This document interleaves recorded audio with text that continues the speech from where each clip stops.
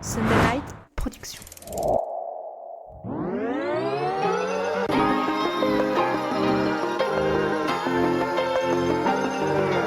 Bienvenue sur le podcast Dans la tête d'un cycliste, l'émission dédiée à tous les passionnés de vélo sous toutes ses formes. Chaque semaine, Arnaud Manzanini part à la rencontre de celles et ceux qui font le cyclisme pour nous inspirer et nous aider à nous améliorer. Bonjour à toutes et à tous, bienvenue dans le podcast Dans la tête d'un cycliste où aujourd'hui je suis accompagné une nouvelle fois dans la chronique Parole de coach par Loïc. Bonjour Loïc. Bonjour Arnaud, bonjour. Comment ça va? Très bien. Tu nous as apporté un petit peu à Paris la chaleur bordelaise. C'est ça.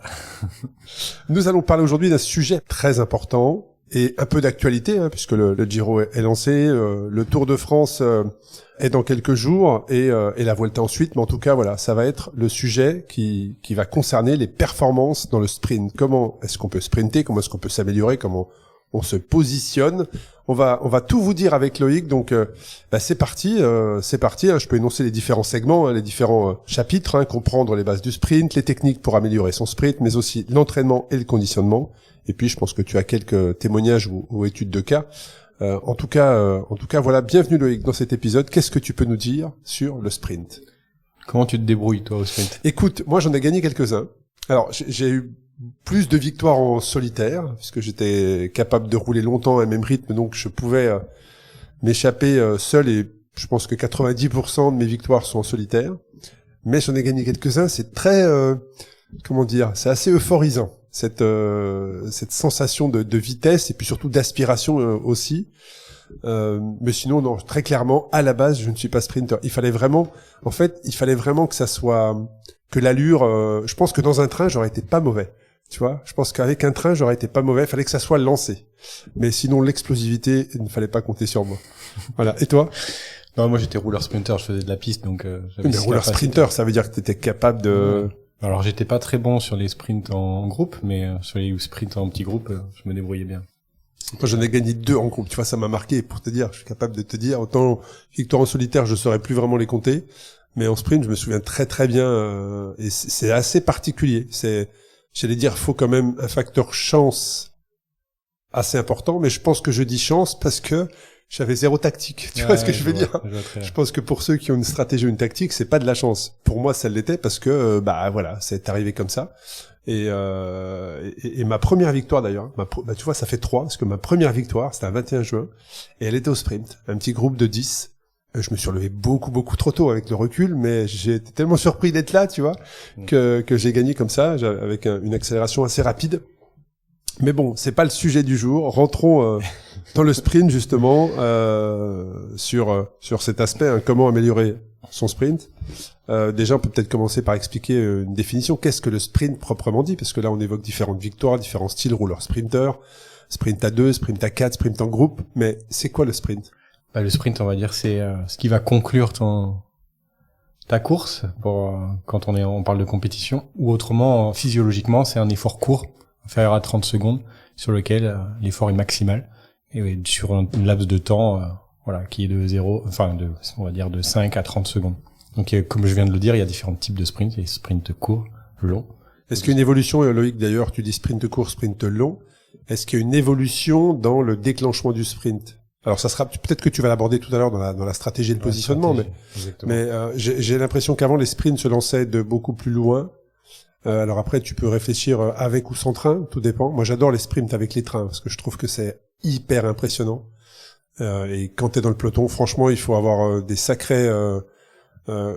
alors on va dire faut avoir les nerfs ou la tête bien faite pour résister, parce que c'est très impressionnant de rouler à 75 sur un vélo. Le sprint, c'est devenu une discipline à part entière. Alors dans le cyclisme sur route, vous avez des spécialistes, mais vous avez aussi des spécialités comme le BMX ou les épreuves sur piste. C'est vrai. Vous avez des spécialistes purs du sprint. C'est essentiel. Vous avez bien vu que c'est les sprinteurs qui gagnent le plus de courses sur les courses sur route. Parce que le cyclisme sur route est un sport ingrat où en fait on peut se contenter d'une victoire par an pour réussir sa saison. Et les sprinteurs, eux, ils en gagnent beaucoup, le plus souvent.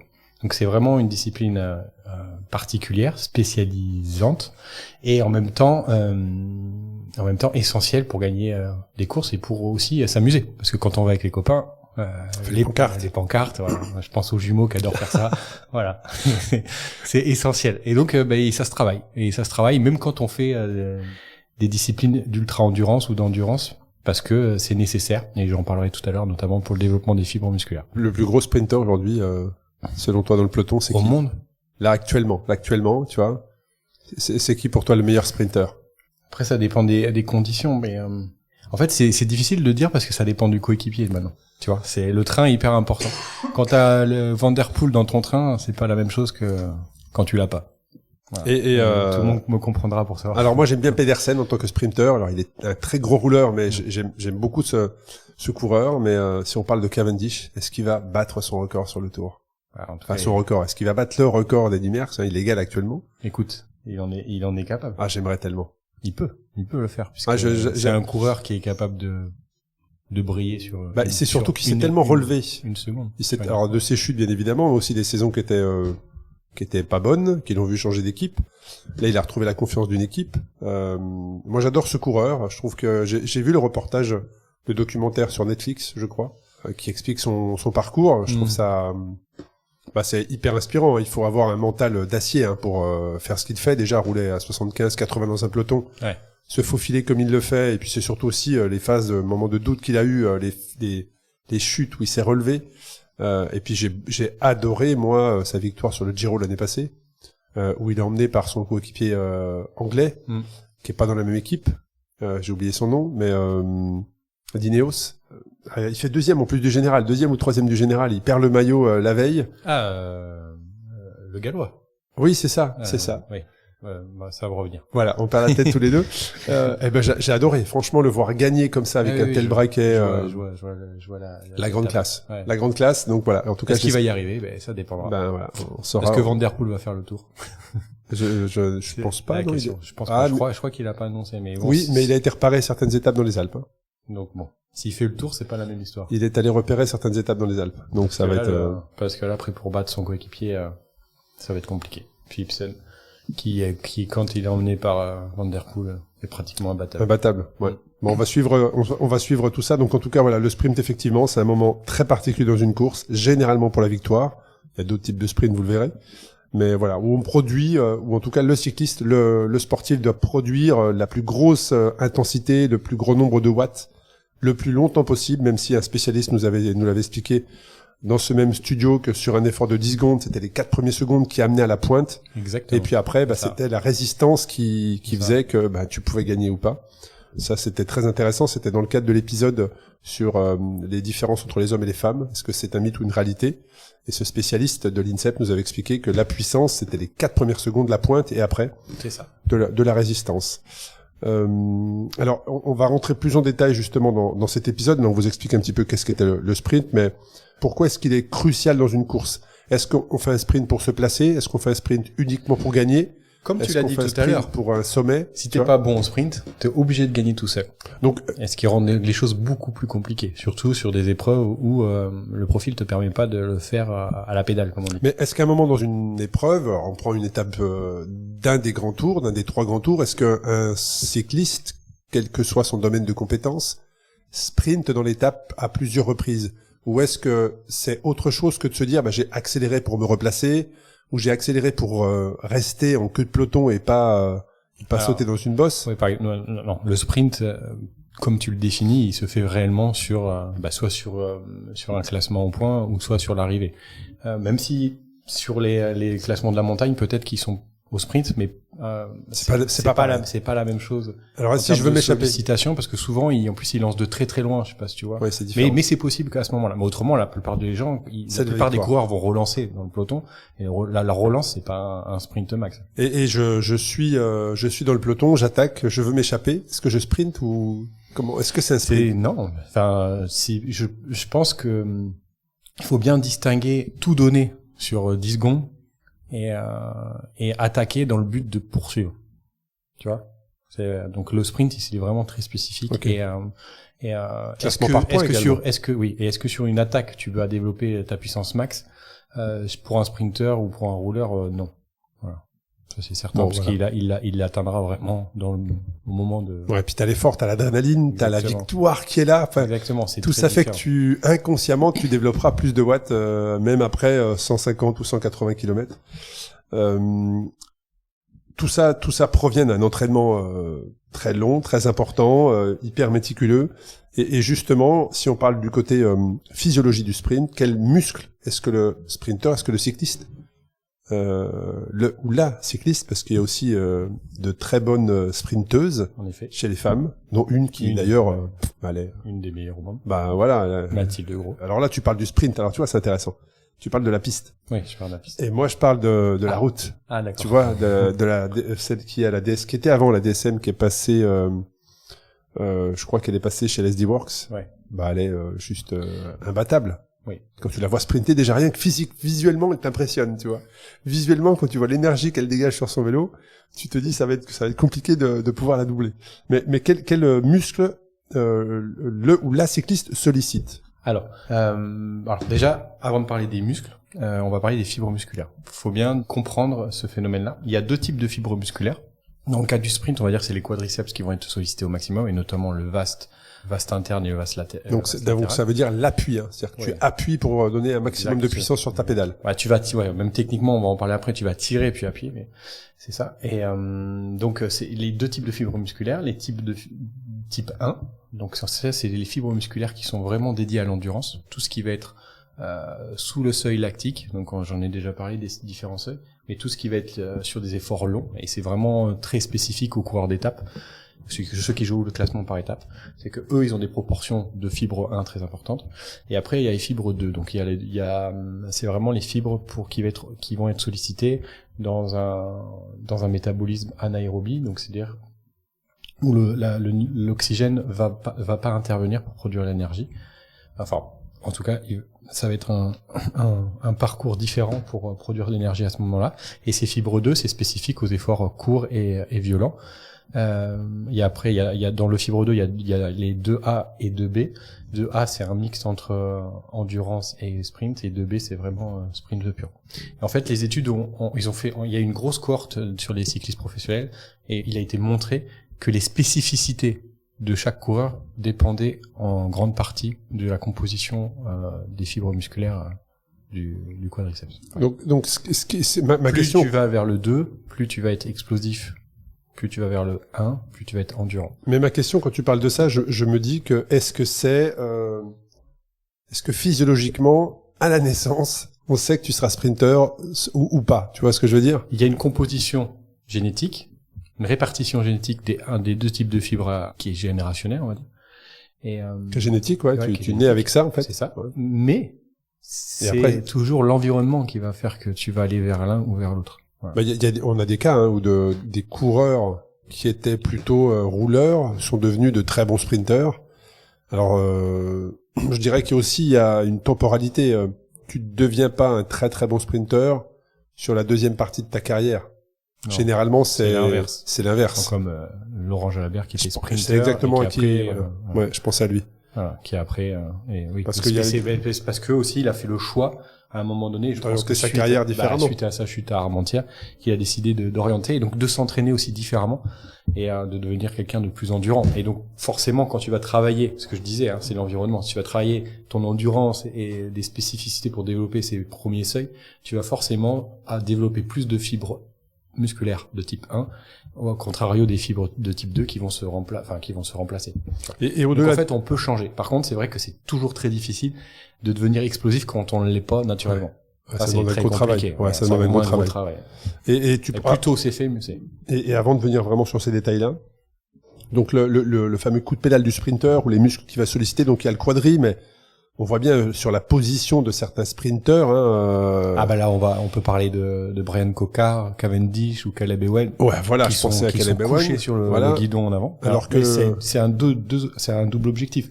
C'est pour être le plus aérodynamique. Comme c'est des petits gabarits, c'est ils ont un centre de gravité très très bas. Voilà, c'est une des même Cavendish. Hein. Ouais, ça, ils ont une caractéristique, c'est qu'ils peuvent être hyper aéros sur leur sprint. Et deux, c'est leur façon aussi de développer le maximum de puissance. À l'inverse, Tim Merlier ou Philipsen ou celui de la Trek, ou même Milan. Arnaud Desmar, ils sont tout en force. Ouais, Milan, je trouve très très véloce pour un sprinter. Ouais.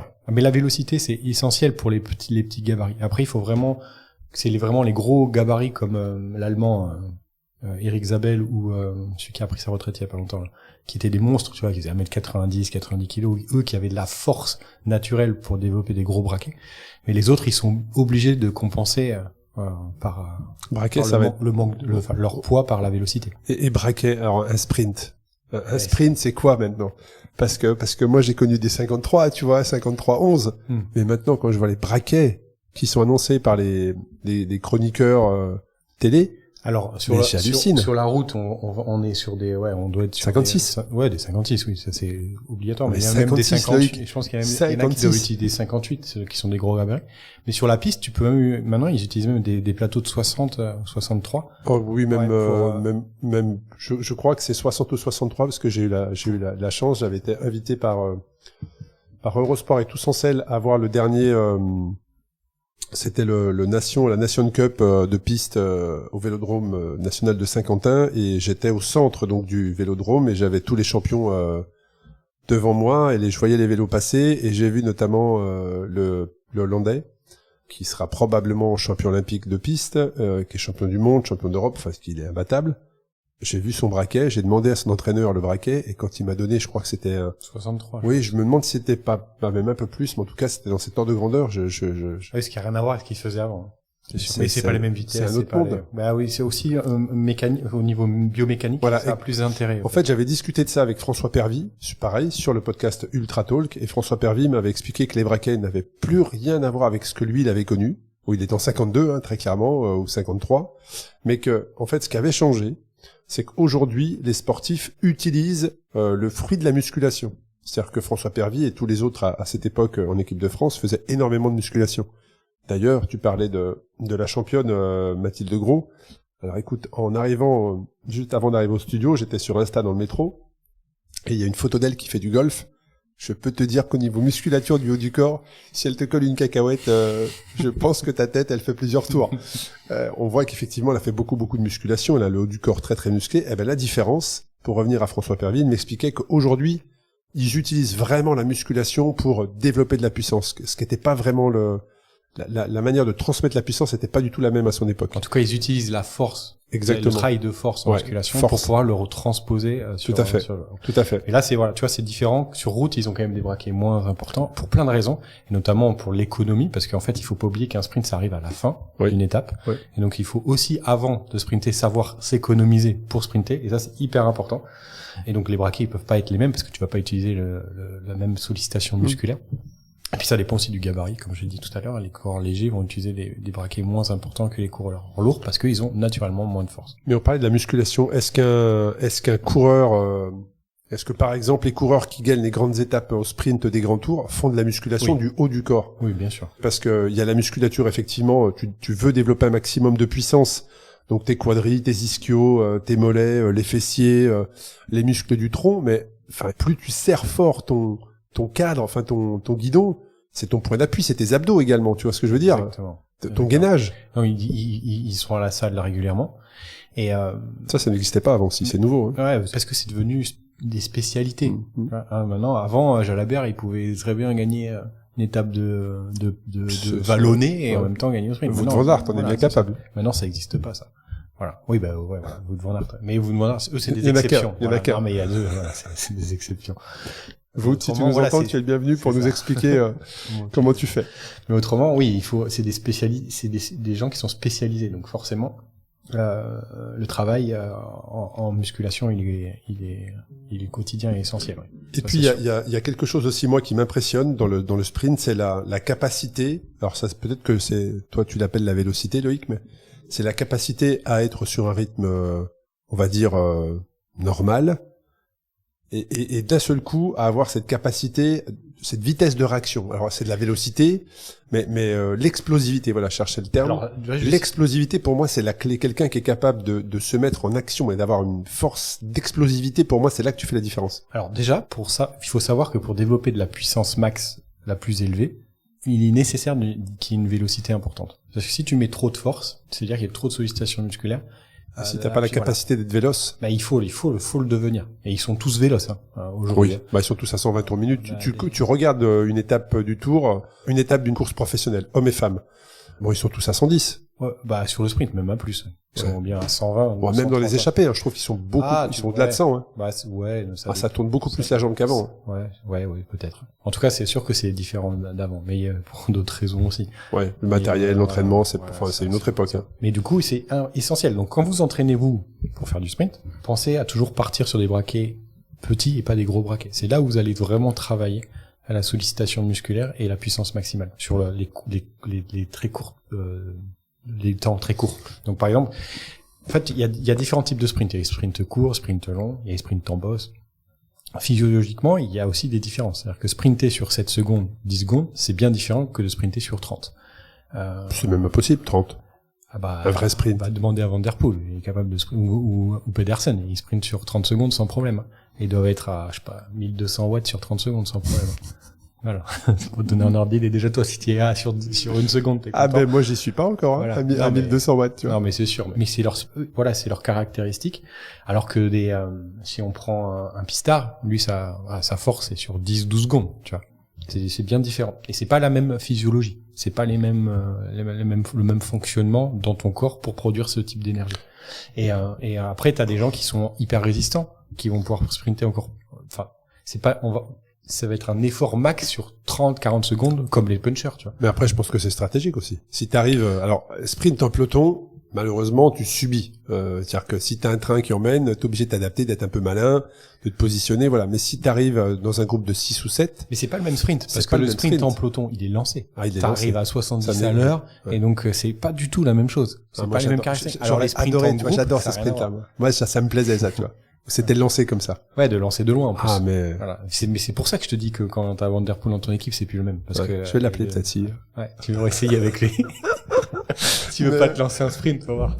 Mais du coup, c'est pas pareil. Je le crois, je peux lui demander, tu vois. Juste, est-ce que tu pourrais me lancer une pancarte, tu vois? L'aspect tactique est essentiel. Le travail d'équipe est essentiel. Vous avez tous vu les reportages de la Cofidis. Ouais, mais moi, je trouve ça génial. Ils travaillent, ils ont l'équipe sprint travaille toute l'année, techniquement, collectivement, pour améliorer, chacun a sa position, sa durée de relais, son intensité. C'est ça, parce que quand tu fais ton sprint en peloton comme ça, plus tu t'économises avant l'arrivée, plus tu as la capacité musculaire de développer un maximum. Et en plus, il faut que tu sois bien placé. Donc c'est essentiel.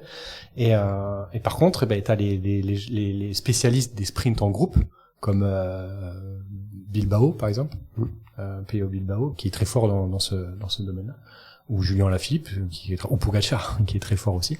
Et là, c'est des caractéristiques différentes, parce qu'en fait, souvent, t'as à faire des efforts très longs, où t'as sollicité un niveau d'endurance de VO2 max très important. Et donc, c'est ta capacité aussi j'allais dire de récupération, mais de ta capacité à accepter la fatigue qui te permet aussi derrière d'être... Il y a des gens, moi par exemple, je suis pas très bon en sprint court, mais par contre, je suis bon sur les sprints en fin d'étape, parce qu'en fait, j'ai pas de différence entre si je le sprint sans fatigue et avec la fatigue, tu vois. Et donc en fait, le niveau, il se nivelle à ce moment-là. Intéressant. Est-ce qu'on peut dire que Pogacar est un sprinter? Oui. Qu'est-ce qu'il n'est pas, en fait? Je mets un peu partout dans les favoris. 10 minutes. Là, au moment où on enregistre, on est à quelques semaines après le Giro, franchement. 10 minutes sur le deuxième. Je pensais pas que ça pouvait exister dans notre ère, tu vois ce que je veux dire? Ouais, en sachant qu'en plus, dans notre siècle. Il aurait pu en faire plus. Ah il aurait pu gagner toutes les étapes, très probablement. Ouais. Moi, voilà, c'est, tu vois, c'est vraiment le terme extraordinaire, tu vois. Là, sur le Tour, je sais pas ce que ça va donner. Tu penses qu'il va plier au bout de la deuxième étape? Il y a un boulevard. Ah oui, ils sont tous cassés cet hiver. Il y a que lui qui a pas cassé quelque chose. Remco, je pense pas qu'il soit en capacité de tenir 3 semaines. Alors ça aussi, c'est un autre sujet, mais juste une petite parenthèse. Moi, quand je vois Remco qui, après 3 semaines ou 1 mois d'arrêt, il y a une sacrée chute et de la fracture. C'est-à-dire qu'à un moment donné, dans ton corps, t'as des os qui sont cassés. Tu vois. Lui qui revient et qui gagne. Je pense aussi à celui qui a gagné l'étape sur le Dauphiné, le Danois. Avec la moustache. On oublie tous les noms aujourd'hui. Hein. C'est Kortnilsen. C'est pareil. Doigt au bras, poignet cassé. Donc des mois d'arrêt, il revient et on gagne à un niveau. Alors là, on est à un niveau professionnel World Tour. Mais je vais te avant, oui, mais je vais te dire direct. Comment c'est possible? Les 2 que tu as donnés, ils sont pas arrêtés. Ils étaient sur le vélo 2 jours après. Mais Par contre, mais un os, enfin un bras cassé, enfin mais notamment ils ont- Kurt Nielsen, bras cassé, omoplate pour Van Der Poel, pour Evenepoel. enfin je veux dire, tu ne Il peux était- pas rouler 2 jours après. Et- Tu vois, au moment où je te parle, je suis toujours en convalescence avec mon bras cassé. Ouais, mais toi, tu t'étais pas raté. Mais Même, enfin et je veux eux, dire, tu regardes sur Insta, ils étaient sur le vélo direct. moi ça fait 3 mois, je peux dire, je peux encore pas, enfin j'ai réussi à passer cette semaine 3 vitesses pour la première fois. Donc je suis optimiste. Mais ça fait 3 mois. Mais Et- c'est différent. Déjà, toi, t'as un métier. Oui, Voilà, oui, ils ont que ça à faire. mais même physiologiquement, tu vois, Il c'est, récupère très bien. c'est-à-dire que, Mais après, regarde, Van Aert, il a pas repris. Hein. oui, c'est vrai, on n'en parle pas d'ailleurs. Ben non, parce que lui, il est vraiment été convalescent pendant 1 mois où il pouvait rien faire. Ouais. Voilà. Et comme le Danois, c'est pareil. Hein. Ils ont repris, Davisma, mais ouais. voilà. Eux, ils ont vraiment été arrêtés, mais ils étaient contraints parce qu'ils étaient polyfracturés. Les deux que t'as dit. En tout cas, moi, ça m'impressionne de revenir à un tel niveau d'intensité quand tu vois que tous les autres se sont entraînés Ouais. pendant leur arrêt. Tu sais que des fois, c'est assez aussi. C'est bénéfique. Ben, ça peut être bénéfique parce que c'est une période Tu où, fais du jus. ton corps se récupère. Ça, alors ça dépend comment tu l'organises, mais ça peut être hyper intéressant. Merci de me donner beaucoup d'espoir pour ma reprise en septembre. Voilà, t'es pas foutu. C'est bon. Bon, on va revenir sur notre sujet. Quelles sont les techniques pour améliorer le sprint? Parce que là, on a parlé effectivement des fibres, des muscles. On a dérivé un petit peu sur certains autres sujets, mais si on revenait sur comment améliorer son sprint aujourd'hui, quelles sont les techniques pour améliorer le sprint? Alors moi j'utilise beaucoup d'exercices, donc comme j'entraîne beaucoup de cyclistes de compétition ou même des pistards, donc ça dépend vraiment des caractéristiques de chacun et de la discipline. Dans tous les cas, il faut que vous entraîniez aussi bien à faire des sprints courts que les sprints longs, d'accord? Il faut aussi bien travailler les sprints avec de la vélocité que les sprints en force. Je vais détailler. Donc les exercices que je conseille, le jeu de la pancarte c'est très bien. Simplement, il faut le faire de façon intelligente, c'est-à-dire qu'il faut faire des pancartes, pas toutes les 30 secondes, mais il faut faire une pancarte espacée de 5 minutes à 10 minutes pour pouvoir vraiment solliciter les bases physiologiques nécessaires pour des sprints courts, d'accord? Donc quand vous faites les pancartes, pareil, essayez de donner un repère, de dire on commence le sprint, par exemple à ce panneau-là. Comme ça, on peut visualiser un peu la distance et faire sur une distance courte. Voilà. Pour travailler sur un temps court, travailler le sprint court, faites-le sur les pancartes, ça peut être très intéressant. Ce que je fais aussi, donc moi quand j'encadre des groupes, on travaille en groupe et on va faire aussi des sprints départ arrêté. C'est-à-dire qu'en fait, on trace sur une ligne ou un repère dans l'environnement et on va dire, là on va essayer d'arriver le plus lentement possible et au top on sprint. Assis, debout, on alterne. D'accord? Travail de la force musculaire. Essentiel Sprint pour assis, développer. comment tu travailles ton sprint assis? Départ assis, en fait. Tu vois. Ok. Voilà. Après, ça dépend de la durée. Et après, il y a les sprints longs. Que je fais travailler. Donc, 15 secondes à 30 secondes. Et donc là, c'est pareil. L'objectif, il est en fonction des caractéristiques de l'individu, mais avoir la capacité de sprinter long à l'arrivée d'une échappée, c'est une force, en fait, parce que souvent, la résistance que ça induit fait Surtout- défaut, c'est la plupart des gens. Tu regarderas. Surtout quand tu le sais. Voilà, C'est-à-dire, c'est si ça. tu as conscience de ça, tu peux en jouer. Ouais, on reprend l'exemple, voilà, le mec il part et le mec qui est à côté de toi, à un moment donné, il s'assoit, quoi. Voilà. Exactement. Voilà. Quand tu vois ton adversaire il y se en a. rasseoir et que Exactement. toi, tu peux remettre une dent, la fameuse expression j'ai remis une dent. Ouais, c'est ça. Bon, là, c'est gagné. C'est le fameux arrivé où il y a Pedersen et Van Der Poel et c'est Van Der Poel qui cette fois-ci s'assoit. Voilà, c'est cette capacité de résistance, ça se travaille et c'est essentiel pour les arrivées en groupe. Alors que le sprint court, c'est vraiment pour les gens qui sont Explosif. explosifs et donc plutôt sur les sprints en peloton où là en fait c'est ta capacité technique qui va te permettre au moment où tu dois sortir le plus tard possible de pouvoir. Alors pourquoi le plus tard possible? Parce que tu prends justement, pas le vent. t'as cette explosivité. Parce qu'en groupe tu prends le vent en fait. Et le Si plus tu tard sors- possible, c'est quoi? C'est 200 mètres, 150 mètres? C'est ça, maintenant, ouais, tu regarderas. C'est ça, hein. Et ça, c'est 200 mètres. Et Ah, 200 mètres, c'est waouh. 10 secondes. Même pas.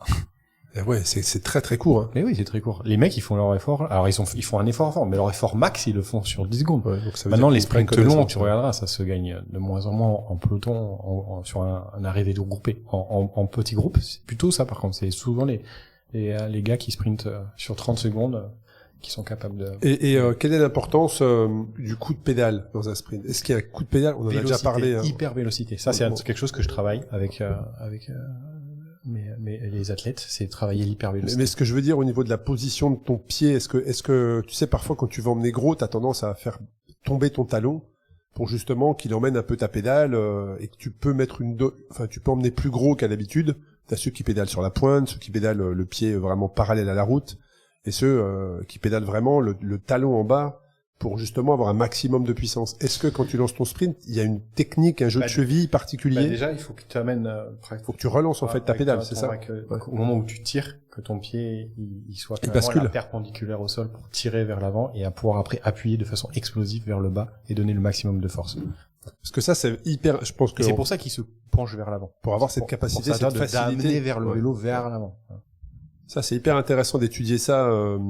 Cette technique, effectivement, le pied doit pas rester parallèle à la route comme quand t'es assis, t'es dans un peloton, un groupe où tu fais une sortie, mais il y a vraiment une inclinaison de la cheville, comme tu l'as dit, pour que la pointe du pied soit vraiment orientée vers le bas, que ton pied soit à la perpendiculaire de la route, justement, pour, une fois que tu as tiré ta pédale, donc tu pousses, tu grattes, tu remontes ton genou, effectivement, à ce moment-là où tu relances ton coup de pédale. Pour aller vers l'avant. C'est là que... C'est ça. Donc c'est hyper important. Cavendish le fait très bien. Caleb Ewan le fait très bien aussi. Et qu'est-ce que tu peux conseiller pour améliorer son sprint? Alors quand tu es en phase d'entraînement, dans la manière de se positionner. Est-ce que ça c'est un petit peu au petit bonheur la chance dans une arrivée en course, ou est-ce que la manière de se positionner se travaille, s'étudie, chaque coureur connaît dans quelle position il est le plus efficace, ou est-ce que pas du tout?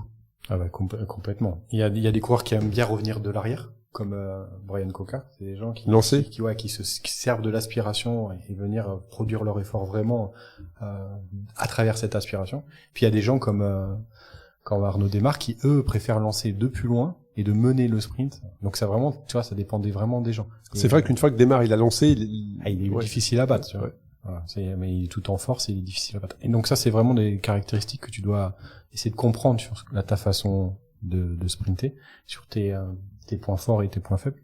Et derrière, il faut travailler en fonction de ça. Voilà, moi, je vais pas faire travailler un sprint court pour quelqu'un qui est bon sur un sprint long. Voilà, c'est sa spécificité anatomique et physiologique fait qu'il faut qu'il travaille dans les sprints longs. Voilà. Alors c'est un peu aussi j'avais dans mes notes le timing idéal pour lancer un sprint, donc ça. C'est aussi beaucoup d'expérience, c'est se connaître, savoir justement à quelle position on est le meilleur, mais ça t'as tout un tas de statistiques aujourd'hui qui est capable de te dire tel ou tel coureur il a gagné tant de courses en étant en telle position, enfin en tout cas, j'ai pas vérifié mais je suis convaincu que ça existe. En tout cas, quand tu arrives en groupe, si tu mènes le groupe, t'as pratiquement aucune chance de gagner. Voilà. Donc ça arrive, mais c'est très rare en pourcentage, on doit être inférieur à 10%. Voilà. Donc ça c'est ça pour ceux qui écoutent, c'est toujours important. Et pourtant, il y en a toujours un qui le fait. Ouais. Il y en a toujours un qui est en tête quand t'arrives en groupe. Donc ça veut dire quelque part, il sait que c'est mort. Ah, mais généralement, c'est le moins bon sprint. Hein. Tu regarderas. Soit il s'est sacrifié. Ou alors les autres ont pas voulu passer parce que c'était le meilleur. Soit il s'est fait avoir. Voilà, effectivement. Mais c'est toujours important d'avoir cet effet d'aspiration. Le drafting, oui, mais c'est sûr. C'est essentiel. Donc ne jamais oublier, hein, c'est 35% d'économie de puissance quand vous êtes derrière quelqu'un. Alors imagine à 70 à l'heure. Voilà. Donc ça fait beaucoup de kilomètres/heure. C'est assez impressionnant. Tu en as parlé rapidement tout à l'heure de Desmar. Et tu penses que il va revenir, il va aller sur les 100 victoires. Aujourd'hui, c'est le seul coureur en activité à approcher les 100 victoires. Il a 96, je crois, ou 95, quelque chose comme ça. Est-ce que tu penses que il y a eu un changement d'équipe qui était assez brutal l'année passée? Il est bien revenu en fin d'année. Est-ce que tu penses qu'il va être capable d'aller chercher il y a eu beaucoup de choses pour lui, un changement de vie, un changement d'équipe. Il a de l'expérience. Au bout d'un certain moment, est-ce qu'on est capable de prendre autant de risques avec l'âge, l'expérience justement, la vie de famille, la prise de conscience, le fait de frotter. Et puis c'est surtout qu'il y en a de plus en plus qui ont pas peur en fait, qui jouent des coudes, tu vois. C'est maintenant ils ont plus peur. Donc moi je vais te dire, je pense pas que ça dépende de lui, ça dépend de son équipe. Aujourd'hui c'est l'équipe. Sa capacité à l'emmener. Eh oui, c'est ça aujourd'hui à se placer déjà. Et après à l'emmener par rapport à ses caractéristiques. C'est ça qui est à mon avis le plus compliqué aujourd'hui pour lui. Mais tu penses qu'il est lui individuellement, oui. Je pense qu'il est sur les mêmes niveaux de performance qu'il a pu faire. Il a 32 ans aujourd'hui. Ça va être intéressant de voir justement comment il est capable de rebondir. Il a déjà prouvé qu'il était capable, mais là c'est vrai qu'on aimerait bien. Moi j'aimerais bien le voir gagner. Mais voilà, 100 victoires mais c'est l'équipe qui compte, hein. Faut pas oublier, hein. Tu sais, il y a beaucoup de coureurs qui partent des équipes parce qu'ils considèrent qu'ils ont pas les bons qu'il faut, hein. Voilà, ça c'est après il y a des sprinters qui se débrouillent tout seuls. Mais... Qui a amené ces trains? Qui a à ton avis? Bah moi j'ai Mario, c'est Mario. Ah bah on est d'accord. On est d'accord. On est d'accord. Bah, bien sûr, c'est lui qui a montré. Ça n'existait pas. C'est Avant. lui qui a montré la voie. Voilà. Avant ça n'existait pas. Donc ça veut dire que tu avais des sprints un peu sauvages, je sais pas comment on peut dire, comment on peut qualifier les sprints d'avant Mario Cipollini. C'était les arrivées avec Mousséou et Jalabert. C'était des arrivées où c'était désorganisé. Voilà. Et après, t'as arrivé Cipollini, Zabel, et là, on est arrivé sur l'ère moderne du sprint. Là, il prenait des armoires à glace, c'est ça, Ouais, qui étaient capables de rouler très vite. C'est ça. Pour lui amener, c'est vrai, les trains de la Cannondale, c'était. Et du coup, c'est pas les mêmes caractéristiques de sprinter. Ouais. Tu vois, parce que par exemple, comme les sprinters d'avant, ils pouvaient être juste, ils se débrouillaient tout seuls déjà, et puis ils étaient explosifs sur un petit temps. Par contre, voilà, maintenant aujourd'hui, il faut être capable de rouler pendant les 5 derniers kilomètres à 65 à l'heure dans ton train en économisant et en pouvoir avoir la petite dernière cartouche sur les 200 derniers mètres pour faire la différence. C'est pas les mêmes caractéristiques du coureur. Donc est-ce qu'on peut dire que Cipollini a révolutionné le sprint? C'est lui qui a initié la révolution du sprint. Ouais. En tout cas, qui a fait des spécialistes du sprint sur route. Ouais. Bon, intéressant. Je vous invite à revoir les premiers lancements de train de Chipo avec son train rouge. Sur la piste aussi, il y a une révolution. Je sais pas si tu regardes un petit peu, mais sur les 200 mètres, tu sais, les qualifications. Avant, les coureurs étaient en 10 secondes et quelques. Regarde maintenant le record du monde et sur les qualifications, le nombre de coureurs qui sont en moins de 9-8. Quoi. Ah bah sur piste, c'est un truc de fou. Hein. Pour ceux qui ont déjà eu la chance d'être présents en tant que spectateurs sur une épreuve internationale de piste, bah les mecs ils tournent, ils sont écrasés dans les virages en fait. À ton avis, c'est combien de watts pour un sprinter? Ah bah je pense qu'on est sur du 2000. Ouais, c'est ça. Ouais. Et sur route, à ton avis, à poids égal? 1005 peut-être 1006 ouais 1008 ouais. Tu vois, c'est bien pour donner des repères aux auditeurs sur la puissance max, je parle. Alors on a parlé de l'entraînement, de la planification de l'entraînement, mais quelqu'un qui veut progresser, qui veut s'améliorer en sprint, gagner en puissance, on a déjà fait des épisodes sur ça, mais là plus particulièrement sur le sprint. Comment est-ce que tu positionnes les sessions dont tu nous as parlé dans la semaine ou dans le mois? Est-ce que tu le fais une fois, 2 fois par semaine, une fois, 2 fois par mois? Comment est-ce que tu le positionnes dans tes entraînements? Une sortie longue, dans une sortie courte, une sortie dédiée à ça? On va dire que sur une période d'entraînement sans compétition, je vais faire 2 séances de muscu, 2 séances de sprint spécifiques. Donc c'est des séances où tu vas faire 6 à 12 sprints dans la session, les sprints courts. 10 à 12? 6 à 12. Ouais. Ah ouais, 6 à 12, c'est intense. Hein. Ouais, c'est intense. Parce que 6 répétitions de sprint à bloc, ouais, c'est intense. Après, tu peux jouer en fonction de ce que tu veux faire si tu veux gagner en résistance ou travailler à puissance max, tu joues aussi sur le temps de récup entre chaque sprint. Hein, bien sûr. Parce que c'est différent. Et travail de renforcement. Donc renforcement, là, il faut qu'il soit spécifique pour développer ses fibres 2. Donc il faut ça soit des charges lourdes. Donc pas trop lourd non plus, mais des charges lourdes. Et il faut toujours être encadré parce qu'on peut pas se lancer là-dedans sans être encadré parce que la musculation c'est un sport qui paraît simple, mais en fait c'est très technique, notamment oui, c'est que les gestes. Beaucoup de technique effectivement. Je parle même pas de l'haltérophilie qui est encore plus technique. Mathilde Gros, elle en fait beaucoup et c'est encore plus technique et ça nécessite d'être accompagné. Parce que c'est du mouvement en fait. Une éducation. C'est des mouvements de balancier du corps qui font que tu vas être capable d'amener le poids à la hauteur de tes épaules et sans ce mouvement de balancier de tes genoux. De tes fessiers, de tes épaules, des bras, tout ça, tu n'as pas la capacité sans te blesser, effectivement, à lever cette charge. Et pour avoir fait du crossfit, c'est vrai que c'est, dans certains woods de crossfit, tu as de l'haltérophilie. Même moi, je me suis surpris en étant accompagné par un coach à lever des barres, où avant la barre, je l'aurais regardé, je me serais dit, tu vois, au sol, jamais c'est possible. Mais en fait, c'est vraiment une question de balancier. Et avec la bonne technique, c'est vrai que tu progresses énormément. Donc là-dessus, je te rejoins, il faut être encadré dès que tu soulèves des poids. Ne serait-ce que pour pas te blesser, quoi. C'est ça. Et aussi travailler, évidemment, en très basse intensité, notamment pour améliorer sa capacité à récupérer. Très intéressant. Tout ça est très, très intéressant. Donc, tu vas mettre tes séances dans tes entraînements qui sont spécifiques. Tout ça est très intense. Départ arrêté, départ lancé. Assis, debout. En côte aussi, peut-être, non? Ça dépend de ton objectif. De l'objectif. Ok. Voilà. Et un sprinter, pas forcément. Tu peux travailler en côte pour accentuer l'effet de force. L'effet de puissance, ouais.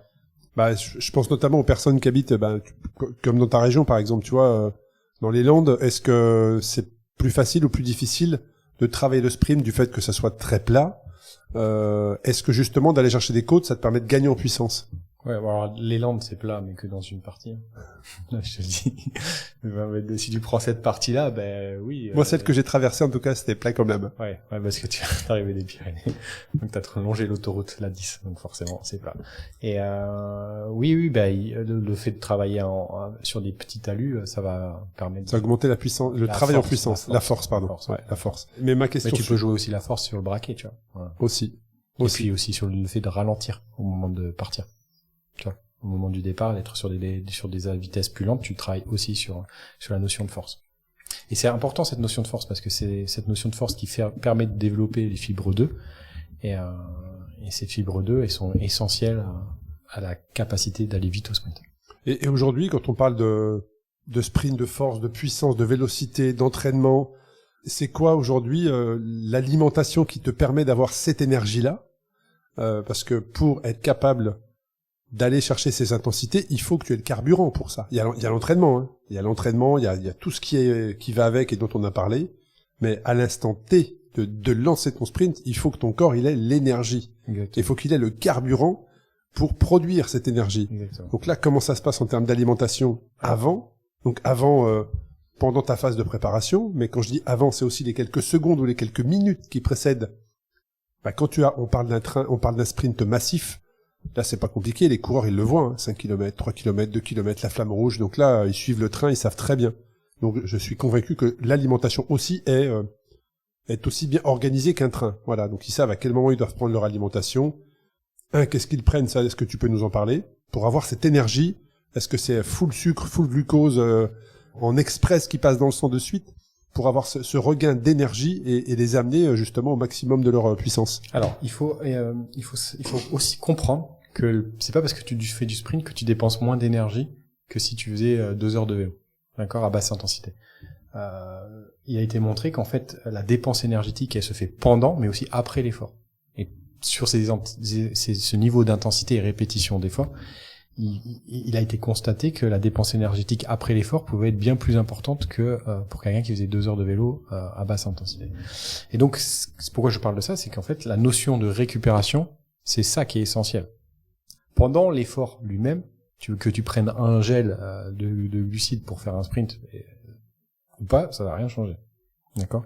Par contre, derrière, quand ta session, si tu amènes la quantité de glucides nécessaire à ton organisme pour restocker ce qui a été déstocké et surtout amener des glucides à tes muscles pour pouvoir resynthétiser correctement les fibres musculaires et les réparer, avec un apport de protéines correspondant à ton poids et à ton âge, tu vas améliorer la récupération et donc être capable de multiplier ces séances dans la semaine avec les séances de renforcement.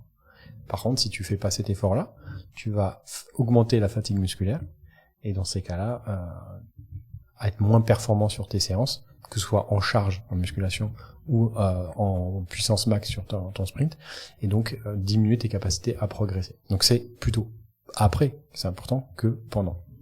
Et on parle beaucoup, ça a été un sujet ce printemps. Le printemps dernier, il y a eu beaucoup de chutes assez importantes, et là, un sujet est arrivé sur la table par les journalistes sportifs, de la caféine.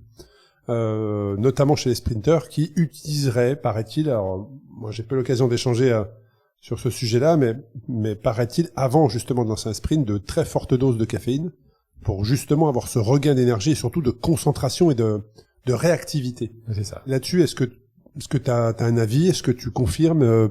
Est-ce que j'ai un avis sur ça? Ouais, enfin je sais pas comment. En tout cas. Est-ce que j'ai un avis sur le fait de prendre quelque chose pour améliorer ses performances? Non, mais la caféine, alors c'est vrai que c'est en vente libre, hein, voilà, mais oui. Perso, moi, j'ai jamais testé la caféine, donc je peux pas te dire quel effet ça peut avoir. Mais pourquoi la caféine est quelque chose de recherché par les sprinteurs? Comme tu l'as dit, parce qu'elle joue sur tes capacités de concentration et de mobilisation des fibres musculaires sur cet instant-là. Mais la caféine est aussi utilisée par les autres coureurs pour améliorer leur endurance et notamment mieux utiliser le glycogène et les lipides à l'effort. Aujourd'hui, il y a 15 000 études qui montrent l'intérêt de la caféine. Voilà. Et est-ce qu'ils font tous ça? Je pense pas. Et est-ce que c'est forcément bénéfique pour tout le monde? Je suis pas sur le sprint. Hein. J'ai pas étudié le sujet. Moi, j'associe la caféine, tu vois, au côté nerveux, au côté fatigue, au boost, oui. au côté fatigue, mais pas. Enfin, j'avais pas associé moi la caféine au boost vraiment pour faire un sprint. J'avais pas du tout imaginé. Ça joue sur le système nerveux. Je pensais que c'était la réaction, la résistance à la fatigue, tu vois, ce genre de choses, mais bon, en tout cas, voilà, c'était intéressant qu'on fasse la parenthèse. Il y a quelque chose aussi qui est important. On a parlé de la puissance courte, un sprint court, un sprint long, pardon. Mais l'aérodynamisme dans tout ça. Alors, il y a des épisodes qui vont venir sur lesquels on va vraiment aller dans les détails de l'aérodynamisme et des gains marginaux, mais est-ce que ça joue un rôle si important pour 200 mètres? Complètement. Alors, j'en suis convaincu, je pose volontairement la question, mais... Et ça joue un rôle important pour 200 mètres, mais moi je vais te dire même plus, pour ce qui précède les 2 derniers 200 mètres. Donc l'impact sur les watts, parce que s'il y a de la résistance... sur l'économie avant, voilà. Là oui. Là, donc c'est pour ça que tous les vélos maintenant sont... Alors déjà, tous les coureurs sont en combinaison. Les casques, les tenues... Il y a plus de maillot, enfin il y a plus de cuissard maillot, maintenant c'est de la combinaison pour quasiment tous les professionnels. C'est ça. Les casques, les lunettes, les roues... Le cadre, tout est étudié pour ça, ouais. Économiser ce qu'on appelle les watts, la puissance, avant pour pouvoir avoir le maximum d'énergie sur ces 200 derniers mètres, c'est ça. Donc ce qui veut dire que, en fonction de l'étape, tout est étudié avant par une équipe qui, je sais pas, selon toi, dans une équipe aujourd'hui professionnelle, est-ce que tout est analysé avant? C'est-à-dire qu'au briefing du matin, les coureurs ont déjà des vélos qui sont montés, est-ce qu'ils ont leur avis à donner sur les roues ou pas, en fonction justement du profil et donc de la résistance aux watts et de l'impact que ça va avoir sur leur fatigue, ou pas, ou est-ce qu'ils ont un vélo qui va différencier si c'est une étape de montagne ou une étape un peu roulante, mais comment est-ce que en équipe on prépare un sprint? Est-ce que tout est analysé? Le dernier kilomètre, le dernier virage, ou encore des... Je vais te dire, même les 10 derniers kilomètres, je pense qu'ils sont étudiés à la loupe au briefing pour... Ils sont filmés, analysés. Chaque rond-point, chaque virage, où est-ce qu'on doit être placé. Ce qui rend la course encore plus dangereuse, parce que, en même temps qu'ils aient analysé, on va leur dans les oreillettes et on dit à 180 coureurs, là, dans 300 mètres, virage à droite, vous devez être dans les 10 premiers, quoi. Donc, voilà, il y a 150 coureurs qui vont essayer d'être dans les 10 premiers. Donc oui, aujourd'hui, tout est analysé. Chaque centimètre carré de bitume est analysé avant le sprint. Et après, il y a même des directeurs sportifs qui se déplacent l'heure ou la demi-heure avant pour dire le sens du vent, quel endroit ça abriter. C'est hyper important. Plus tu t'économises avant. On parlait de lancer son sprint, enfin, se dire c'est bien connu qu'il faut soit te mettre à droite, soit te mettre à gauche pour que le coureur qui lance son sprint prenne le vent avant toi. Ouais, ça c'est faut être un petit peu filou. L'image de Sagan qui ferme la porte sur je sais plus sur Sagan, quel sprinter aussi. Ouais, qui ferme la porte parce qu'il veut pas il veut qu'il passe de l'autre côté et le coureur tombe. Ouais, c'est ça. C'est aller chercher imposer la prise au vent au coureur qui veut te doubler ou est-ce que les coureurs aujourd'hui se respectent, bien évidemment qu'ils se respectent, mais est-ce qu'ils sont tous vraiment loyaux? Je sais pas si on peut dire loyal, mais ils ont conscience du risque parce que c'est vrai que Sagan il a été exclu du Tour une fois deuxième ou troisième étape pour justement le fait qu'il était sorti de sa ligne. On le voit de moins en moins. Alors on le voyait beaucoup plus avant, où les coureurs pouvaient zigzaguer pour aller serrer un coureur contre la balustrade et pas qu'il passe justement. Depuis Grande Ouais, vas-y, je te laisse prononcer. Bien joué. J'aurais pas osé. J'aurais pas osé. Mais... Qui a failli tuer le Luxembourgeois. On voit qui tu veux dire, effectivement. Ouais. Et c'est vrai que depuis, c'est quand même, une fois qu'ils sont lancés, ça reste assez droit. Ouais, je pense que ça a traumatisé tout le monde, ça. Après, c'est vrai ça a été fait à très grande vitesse et plutôt volontairement pour qu'un coureur passe pas. Et là, respect, parce que le mec revient. Et le mec regagne, et il rechute, et il se relève. Ouais. C'est ça que moi je trouve ça extraordinaire, alors qu'ils ont des morceaux de fer dans le visage, quoi. Par contre, parce que lui, il s'est détruit. C'était assez impressionnant, assez impressionnant. On arrive sur la fin de l'épisode, Loïc. Est-ce qu'il y a d'autres choses que tu voudrais partager sur justement les différentes techniques, solutions et manières d'améliorer son sprint? Oui, je vais inciter sur quelque chose, c'est que vous pouvez pas vous améliorer ou dire que vous êtes pas bon au sprint si vous en faites jamais. Voilà, parce que ça, il y a beaucoup de coureurs qui disent, je suis pas bon au sprint. T'as raison. Ouais. Et en fait, t'en fais jamais. Donc, tu seras jamais bon. Et vous allez vite voir que c'est la discipline où vous pouvez plus vite progresser malgré l'âge avancé. Parce que comment vous en faites jamais? Tu me laisses de l'espoir, Loïc. Merci. Bien sûr. Fais-en. Et en plus, tu vas t'amuser. Voilà. Ouais, alors oui, je vois ce que tu veux dire. Je vois ce que tu veux dire. Tu t'amuses, mais c'est quand même, quand même assez traumatisant mentalement parce que tu vas dans un, effort. Mais c'est bien la preuve que t'en fais jamais. Tu vas dans un effort, très, très intense, quoi. Mais quand t'en fais souvent, c'est pas si sollicitant que ça. Mentalement. Je retiens.